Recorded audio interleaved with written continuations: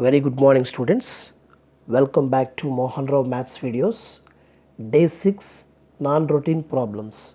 Today also we are going to discuss tricky problems. Let us start.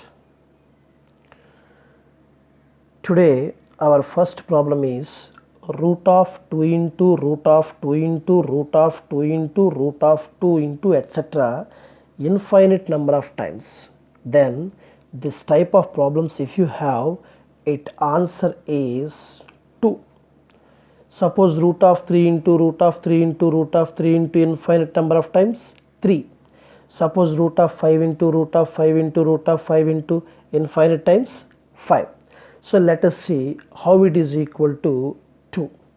First of all, you take the given problem.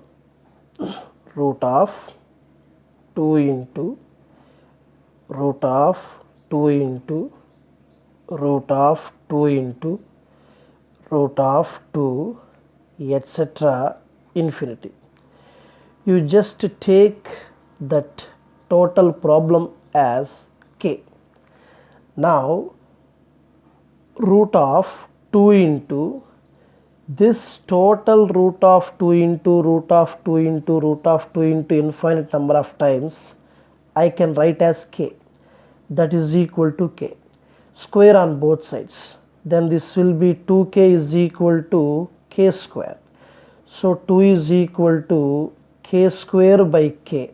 So 2 is equal to k. That is k is equal to 2. K is nothing but our problem root of 2 into root of 2 into root of 2 into infinity is equal to 2. So this type of problems, the answer is whatever the number inside, that is the answer. Coming to second one, root of 2 into root of 2 into root of 2 into root of 2 etc. n times. That means limited number of times. Previously we did for infinite number of times. Now the same problem for n times. This is equal to 1 by, this is equal to 2 to the power of 1 minus 1 by 2 to the power of n. Let us see how it is equal to that. This problem I am going to solve by generalization. First of all, you take one time root, that is root 2, that is equal to, we can write 2 to the power of 1 by 2. This 2 to the power of 1 by 2 we can write as 1 minus 1 by 2. 1 by 2 is nothing but 2 power 1. So this is equal to for one time taking root.